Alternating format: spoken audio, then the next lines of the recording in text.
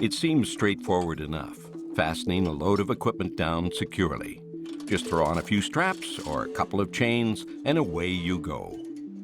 Unfortunately, a piece of poorly fastened equipment, chunk of ice or clay, or weak chain or strap can result in your worst nightmare. Whether large loads or small, as the operator, you need to make sure what you're hauling is secured correctly. It's the law, and the fines for sloppy or incorrect securement can be a shocker.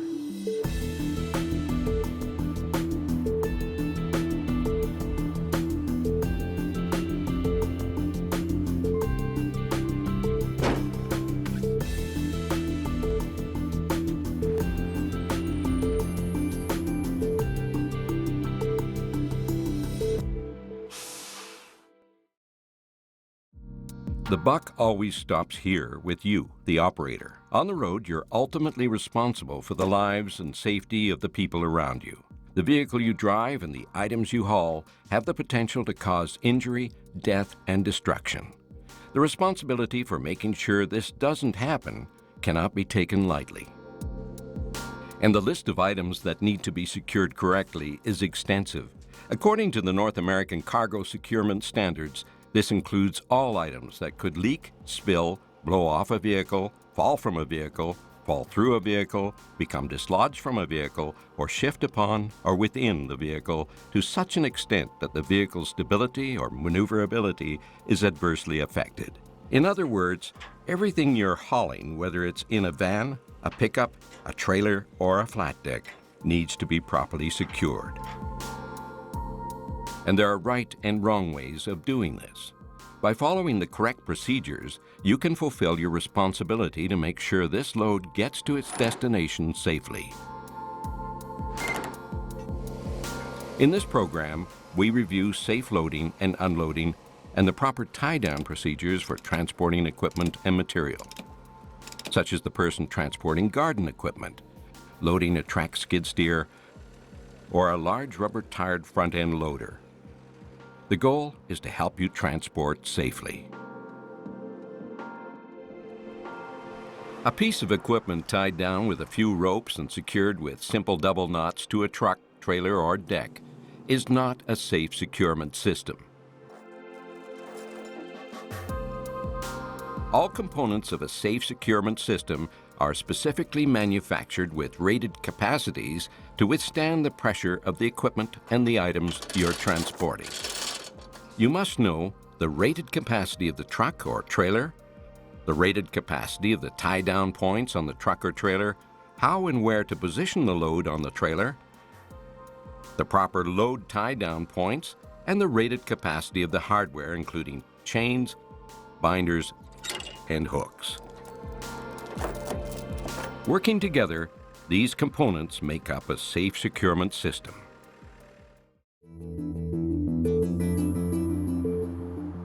Many operators don't realize that many different vehicles of all shapes and sizes can be considered as transport vehicles. This includes everything from a truck tractor through to pickup trucks, regular trucks, enclosed vans, and even 2- and 4-wheeled sport utility vehicles. Any vehicle that's being used to transport cargo, whether it's a cat, an ATV, a load of lumber, or any one of thousands of things, is considered a transport vehicle. Whatever you're using to transport, you need to know how much you can carry, your vehicle's rated capacity to haul equipment or goods safely. This is also called the gross vehicle weight, or GVW. The GVW of your vehicle is the total mass or weight when loaded. This includes the total of the load, the vehicle, fuel, passengers, and the weight of the trailer tongue. For some vehicles, the GVW can be the manufacturer's rating, or it might be what your vehicle is registered to handle. In other words, it's dangerous and definitely illegal to haul more than the vehicle or trailer can handle.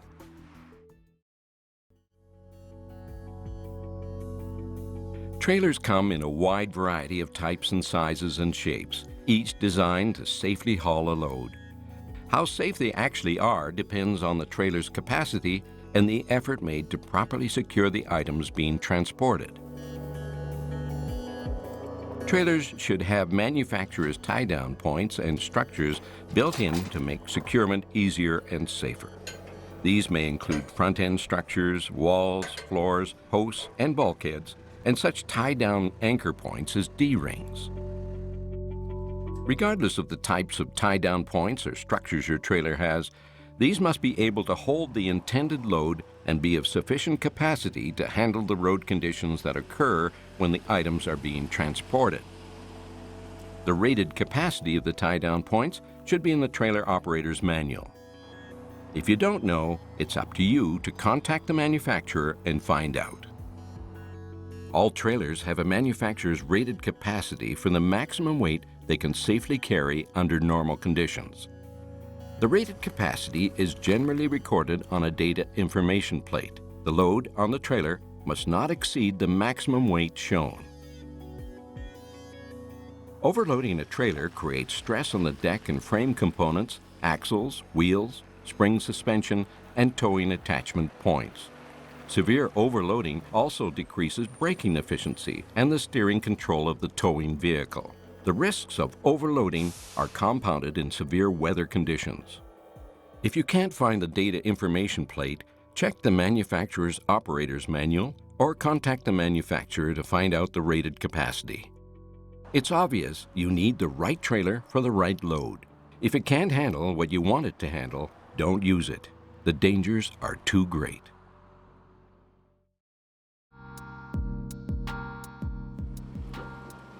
Okay, so you know your vehicle or trailer's GVW and you're certain it can handle the load you're carrying. Now it's time to do a walk around, a circle check. Walk around your vehicle and trailer to make sure everything's okay. Make sure you're well prepared before loading. Walk around the vehicle, trailer, and loading area and check out the following. Make sure low or flat tires and improperly working lights are repaired. Dangling hoses or wires are removed or secured. That the trailer or transport vehicle is on good firm footing. If one side suddenly sinks into the ground while loading, this could spell sudden disaster. Anchor points, lock pins, panels, and doors are intact. The trailer hitch has the proper rating for the load, and the safety chain should have a working clevis lock. Check that your breakaway system is functioning. Loose tools, timber, or equipment, loose panels, etc. are removed or secured. That all mud, snow, and ice buildup in the loading area and on the trailer bed is removed. And finally, ensuring that there are no overhead wires or obstacles in the loading area that could be a potential hazard. Getting into the habit of taking a few extra precautions before loading is well worth the effort. Some organizations may require documentation for their hazard assessment process. The loading and unloading process really depends upon what your cargo is and what conditions you're working under. You need to adjust your strategy to fit the circumstances. Obviously, site conditions for loading and unloading vary. When outdoors, weather conditions can change within minutes. Slippery surfaces from snow or mud, along with reduced visibility in severe weather conditions, can dramatically increase safety hazards. Weight and balance on the trailer must especially be considered before loading a piece of equipment like a backhoe. The weight of this machine and where it's parked on the trailer will affect handling, visibility, and overall safety during transport. Remember, the load on the trailer must not exceed the rated capacity. Guessing the load weight is not only risky, it's not smart. Overloading can cause stress on the transport vehicles and create major threats to safety. You must know the weight of the equipment you're loading. The size and shape of the equipment and items you're loading and unloading may create maneuvering and visibility limitations that make loading and unloading a challenge. If you're not sure about how to safely load or unload a piece of equipment, ask someone who actually knows how to do this. It's not as easy as it appears, especially in bad weather conditions. Get someone who is qualified to show you how this is done. A competent operator will know whether to back the equipment on or drive it on forward. Much of this depends upon the type of trailer you're using. Take your time, line up with your trailer, and slowly and deliberately load and unload the equipment. The less turning you do while on the trailer, the better off you'll be. Remember also that tracked equipment has a pivot point when loading, which makes it very difficult. Make sure your conditions are safe, you have an experienced operator, and the trailer is on stable, level ground. Whether moving 2 meters or 2 kilometers, wear the seatbelt provided on the equipment. In the event of a rollover, don't think about jumping clear. The only safe place is inside the rollover protected structure. If you're working with a spotter or guide, make sure you understand the correct hand signals. You may not be able to hear each other over the equipment noise, especially if you're wearing hearing protection. Make sure you have eye contact. Be aware of danger zones or blind spots. Make sure everyone is out of the way. When loading, slow and steady is the key. This gives you time to stop and make steering corrections. If you don't have a guide, try using one of the trailer deck boards to maintain a straight line of travel. There's only one correct position for this equipment on this type of trailer. It's all a matter of weight and balance, both side to side and front to rear. Too far back, and it could lift the back wheels of the tow vehicle. Too far forward can place too much weight on the hitch. On certain types of trailers, too much weight on one axle can also cause an illegal weight overload situation. What applies to smaller pieces of equipment certainly applies to the big guys. Weight and balance are critical even on an 18-wheeler, as they are for ATVs or for the driver hauling lawn equipment. Some equipment may even require special loading considerations. For example, loading steel-tracked machines where there's a greater potential for slippage during loading and unloading. Once the equipment is carefully placed on the trailer, there are a few more steps to perform before beginning the tie-down process. Lower and secure attachments such as buckets, blades, rakes, and other accessory equipment, ensuring height requirements. Engage the parking brake and keep the transmission engaged if required. Shut off the engine and remove the key. Move hydraulic levers back and forth to neutralize any potential stored energy. Set the brakes and/or swing doors and lock pins. Ensure any articulating equipment or oscillating parts are immobilized. If the load extends over the back of the truck or trailer, make sure it's properly flagged. Consult the manufacturer's operator's guide to learn specific shutdown requirements for the equipment you're loading. Make your personal safety a priority. Exit the machine with care, keeping in mind the trailer may be smaller than the equipment just loaded. Do not jump off the equipment.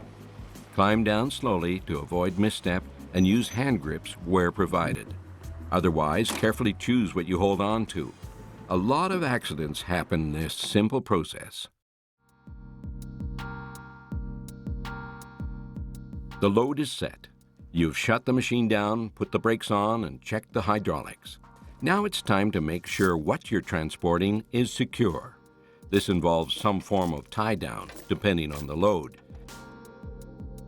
And as always, you need to dress appropriately. Wearing proper PPE, protective clothing, and accessories is just smart. Most equipment and trailer manufacturers have built-in tie-down points. If the equipment you're hauling has designated tie-down points, use them. Manufactured anchor or tie-down points have been engineered and tested for hauling their rated capacity loads. Look for trouble. Tie-down devices and anchor or tie-down points will wear out with use over time. Be in the habit of checking these each time you use them. If you detect weakness, have them replaced or repaired. The challenge is to make sure this or any load is going to stay in place. That requires a step-by-step approach to securing what you're transporting, using the right equipment in the right way. This chain, for example, must be able to hold what it's supposed to hold. The only way of assuring that it can is to make sure that it has adequate load rating capabilities and is CSA approved. As professionals, you owe it to your fellow workers and all the people on the road to make sure these are right and used right. Chains are the most popular tie-down used for load securement. They're rated for different capacities. The grade most commonly used for transporting equipment and materials is stamped on the chain link as 7, 70, or 700. Besides the grade of the chain, the size of the chain will also be a factor when determining its capacity. Obviously, 0.95 centimeter chain will not be as strong as 1.27 centimeter chain. There are also stronger grades of chain available for even larger loads. Remember, if the chain is not marked, use it as minimum rated chain for equipment tie-down purposes. Wrappers, ropes, or straps are other useful tie-downs, especially for loads that may be damaged using chains. The strength of wrappers is directly related to what it's made of and its width. For example, a CSA 5 centimeter polyester strap wrapper is rated for a 1,513 kilogram capacity, and a CSA approved 7.6 centimeter polyester strap wrapper is rated for a 2,268 kilogram capacity.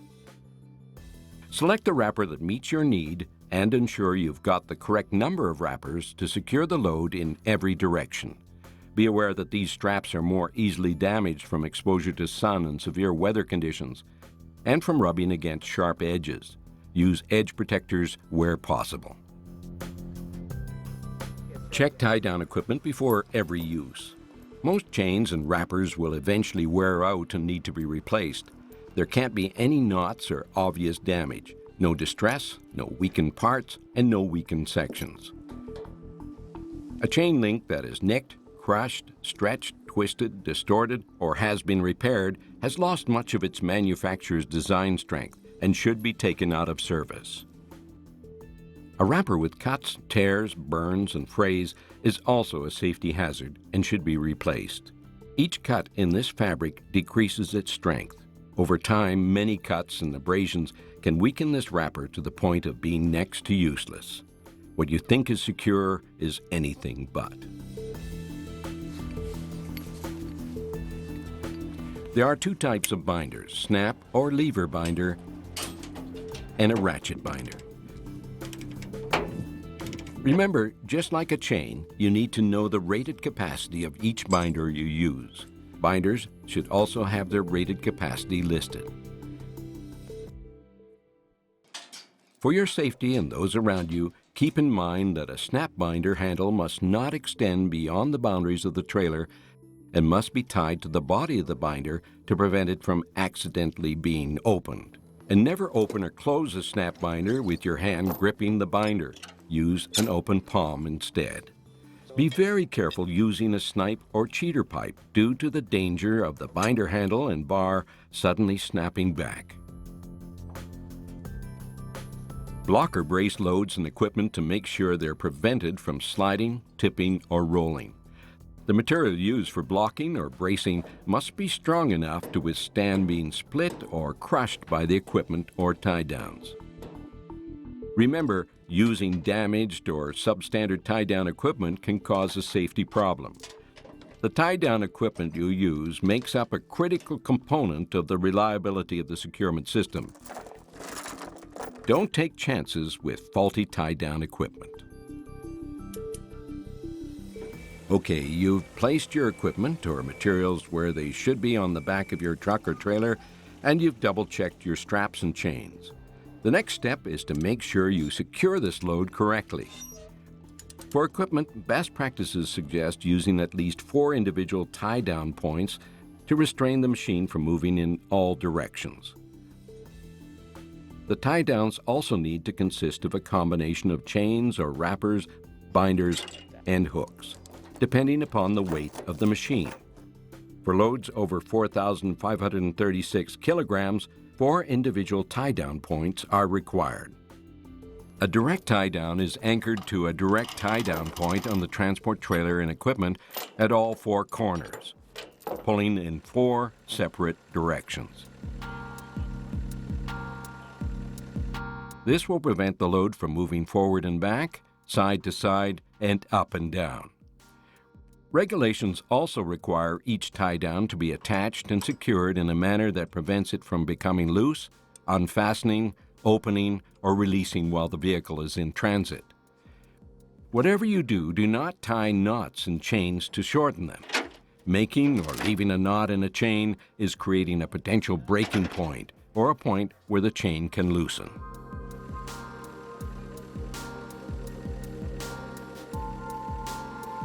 Aggregate Working Load Limit, AWLL.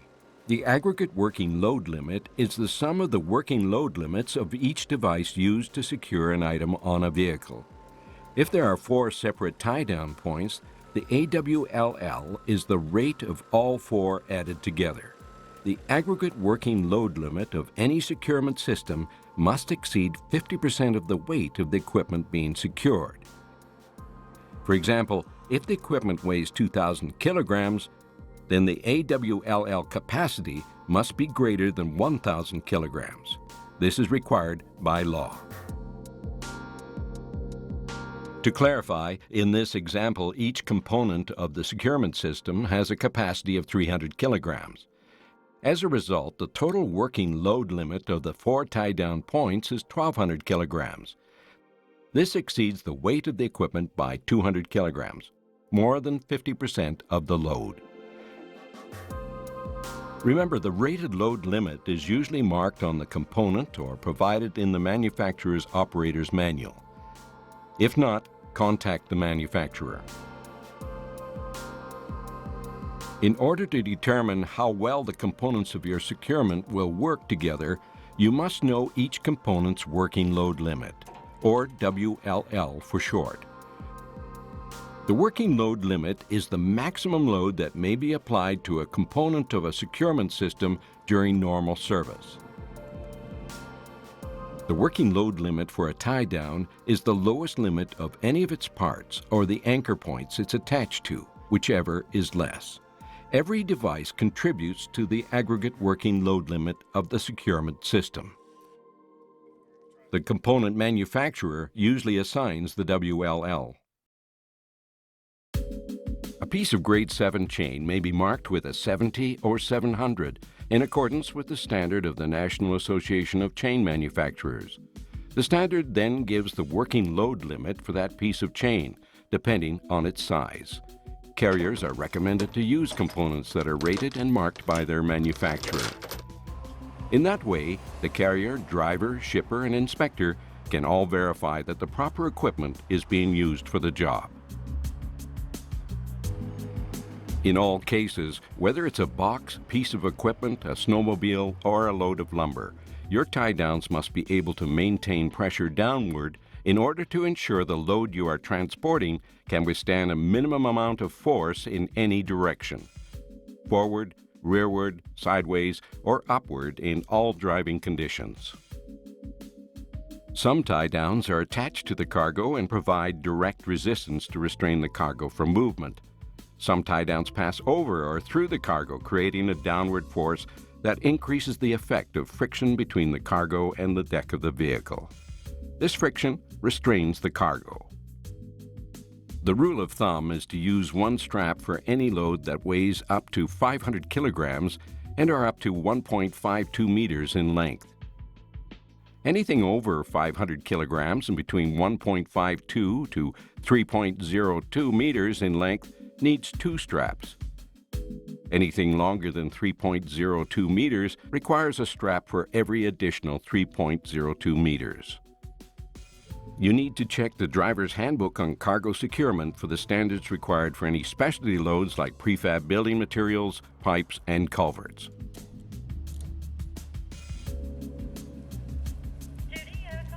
Chances are you use a trailer to transport your ATV, and that trailer is a small flatbed you tow behind your car or truck. The last thing that you or anyone wants is to have a four-wheeler come off a truck or trailer when you're driving down the road. When tying down an ATV, use at least 4 separate tie-down points, one for each side of the ATV. Most trailers have several hooks and areas to secure a strap, so look for the closest one and hook the strap in securely. Once all the straps are secured and tightened, take the excess strap and secure it so that it doesn't hang loose. This will prevent the excess from dangling below the trailer and possibly getting caught on something. To test the tie-down job, slightly push the ATV in each direction. There should be no excess sliding of the ATV, and the trailer should move just as the ATV moves because they're securely fastened to one another. It's doubly important to make sure individual pieces in a load don't slide out or come loose. You could be held liable if anything flies off the back of your trailer or truck. And in case you're wondering, the cab shield or headache rack on a light truck or pickup is not considered part of a securement system. Don't be tempted to use this rather than the deck as the anchor for your tie-down. Most racks and vehicles like this are not secure enough to hold a heavy load.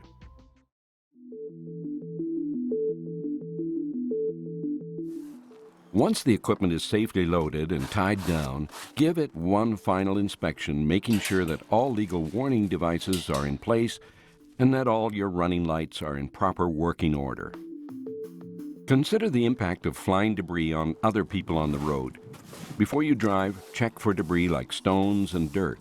Carefully check for other loose objects like tools, chains, binders, shovels, or pieces of wood on the trailer. An item such as a hand shovel bouncing off your trailer at 60 kilometers an hour and hitting the windshield of a vehicle behind you can cause a fatal accident. And be doubly sure that your load isn't too high. The quickest way to check this is by using a good tape measure or a pole marked in meters. A few minutes checking the height of your load can save you hours of grief. Now, once your load is secure, remember to buckle up and drive safely. No matter how secure this load is, reckless driving can dislodge it. Then stop periodically to inspect the load, trailer equipment, and securement devices.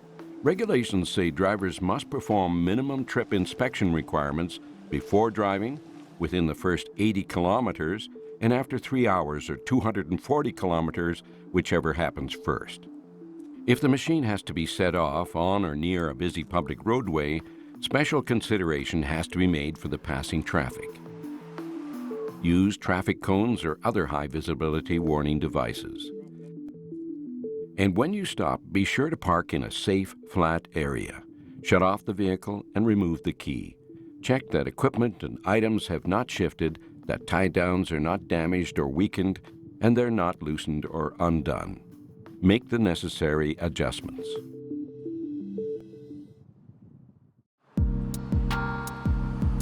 Law enforcement will be the first to tell you that ignorance is not an excuse. Remember, all drivers have the shared responsibility to protect everyone on or near the road. As you've seen, load securement is not a matter of a few straps or ropes. Any load of any size is a potential hazard on the road. It's your responsibility to make sure this piece of equipment or load stays where it's supposed to stay. If you don't do your job will bounce back to bite you, and hard. It doesn't take a lot of imagination to figure out what this machine, a load of plywood, or a flying rake can do to the vehicles behind. Load securement is everyone's securement. Don't take risks. Do the job right.